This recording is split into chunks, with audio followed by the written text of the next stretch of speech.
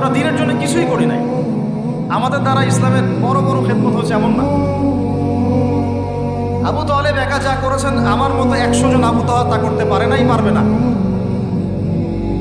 এটাই সত্য কথা।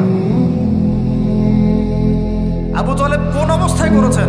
যখন চতুর্দিক থেকে আল্লাহর নবীকে সবাই ছিছি করছে, গালিগালাজ করছে, হত্যার পর্যন্ত চেষ্টা করছে, পুরো সমাজ একদিকে, আবু তালেব একাই একদিকে।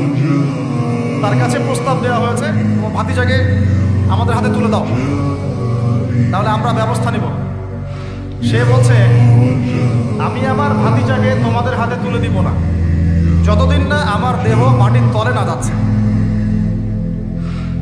হ্যাঁ, তিনি নবীজিকে গিয়ে বলছেন, আমার বৃদ্ধ কাঁধের উপর এত বোঝা দিও না ভাতিজা, আমার বয়স হয়ে গেছে, ওরা তোমাকে বলছে তুমি দাওয়াতটা ছেড়ে দাও। নবীজি বলছেন, আমার ডান হাতে যদি চাঁদ এনে দেওয়া হয়, বাম হাতে সূর্য এনে দেওয়া হয়, চাচা আমি এই দাওয়াত ছাড়তে পারবো না। হয় আমি এই পথে দাওয়াত দিতে দিতে আমার এই দিন বিজয়ী হবে, না হলে আমি হালাক হয়ে যাবো। তখন কি হলো?